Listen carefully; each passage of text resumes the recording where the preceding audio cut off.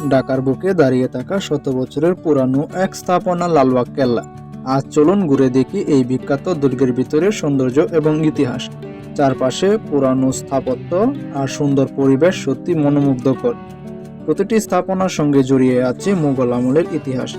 লালবাগ কেল্লায় এসে মনে হচ্ছে যেন কয়েকশো বছরের পেছনের ইতিহাসকে চোখের সামনে দেখতে পাচ্ছি। লালবাগ কেল্লা শুধু একটি দুর্গ নয়।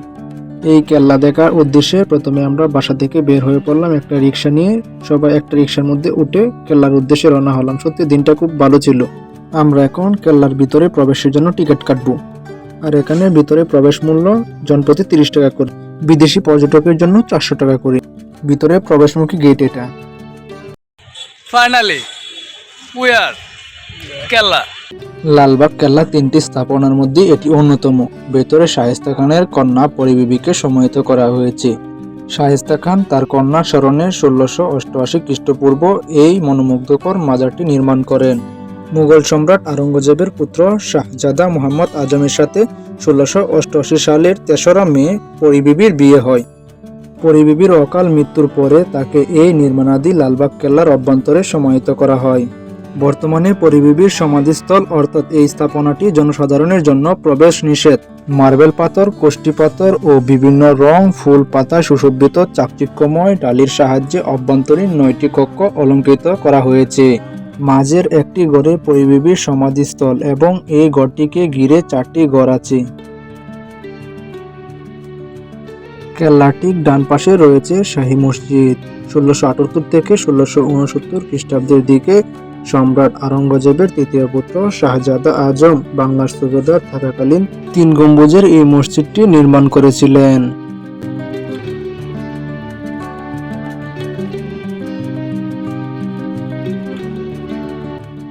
এখন যে ভবনটি দেখছেন এখানে একটি গোপন সুড়ঙ্গের সন্ধান মিলেছে। অনেকে বলে থাকে সুড়ঙ্গের মধ্য দিয়ে শেষ প্রান্তে একটি জলধারার সন্ধান পাওয়া গেছে।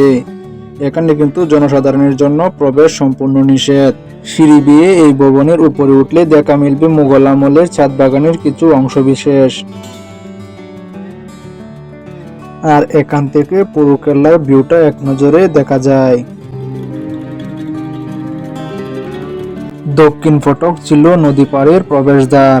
এখান দিয়ে নৌকায় আগত অতিথি দ্রুত ও রোগীরা কেল্লায় প্রবেশ করত। এখন এই জায়গাটি জনসাধারণের জন্য প্রবেশ সম্পূর্ণ নিষেধ। এটি হলো কেল্লার ভিতরের পুকুর। এটি ছিল স্নান, অজু, রান্না ও বাগানের পানি সরবরাহের উৎস ছিল। এটি শুধু একটি পুকুর ছিল না, বরং এটি জল সংরক্ষণ ব্যবস্থা, বর্ষার পানি ধরে রাখা, বাগানের সেচ ব্যবহার, এমনকি জরুরি সময় পানির অভাব মোকাবেলা সবই এই পুকুরের কাজ ছিল। এখন যে দোতলা ভবনটি দেখতে পাচ্ছেন এটি হলো হাম্মামখানা। হাম্মামখানা কেল্লার অন্যতম রহস্য ও আকর্ষণীয় স্থাপনা।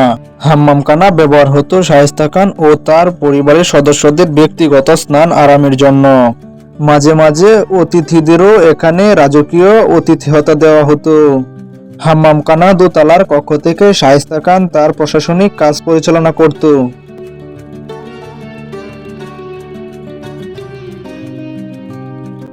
এই কামানগুলো মুঘল আমলে দুর্গ ও কেল্লা রক্ষার জন্য ব্যবহার করা হতো। এখন এগুলো শুধু প্রদর্শনের জন্য রাখা আছে। এগুলো এখন ব্যবহারযোগ্য নয়, কিন্তু ঐতিহাসিক গুরুত্ব অনেক। লালবাগ কেল্লার ভিতরের বাগান ও ফোয়ারা মোগল সৌন্দর্যের এক জীবন্ত নিদর্শন, যা ওই ঐতিহাসিক স্থাপনাকে আরো মোহনীয় করে তোলে। আজকে ভিডিওটি এই পর্যন্তই। আশা করি ভিডিওটি আপনাদের ভালো লেগেছে। যদি ভিডিওটি আপনাদের ভালো লেগে থাকে তাহলে অবশ্যই আমার চ্যানেলটি সাবস্ক্রাইব করে আমাকে সাপোর্ট করবেন এবং লাইক, কমেন্ট, শেয়ার করে জানাবেন ভিডিওটা কেমন হয়েছে।